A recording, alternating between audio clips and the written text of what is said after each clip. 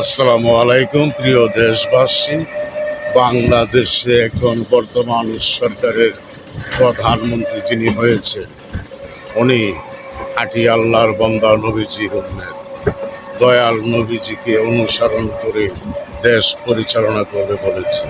তো আমরা দেশের যারা সাংবাদিক, যারা ইউটিউবার, যারা ফেসবুকার চালান বা চিত্রকার, সবাই সহযোগিতা করি ওনাকে।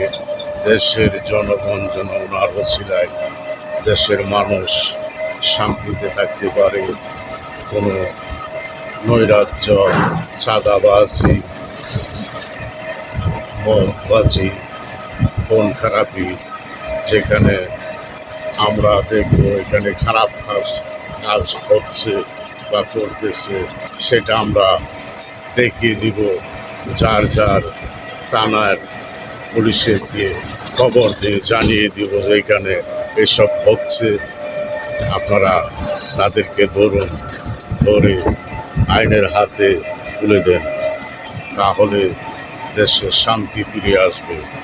আর এইসব না করে যদি আপনারা দেশের অমঙ্গল চান, তাহলে যা খুশি তাই করতে পারেন, একজনের বদলা মজুদাই করতে পারেন, যা খুশি তাই করতে পারেন। তো বাংলাদেশে শহীদ প্রেসিডেন্ট জিয়াউর রহমান বাল্যক ছিল, তিনবারের প্রধানমন্ত্রী বেগম খালেদা জিয়া, উনিও ভালো লোক ছিল। ওনার ছেলে তারেক রহমান বাংলাদেশের প্রধানমন্ত্রী হয়েছে।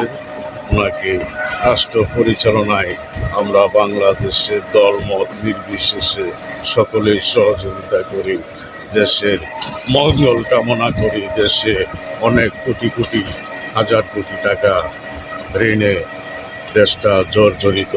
এই ঋণ মুক্ত গরিব দেশের দায়িত্ব নিয়েছে জনাব তারেক রহমান। তাকে সহযোগিতায় আমরা সবাই হাত বাড়িয়ে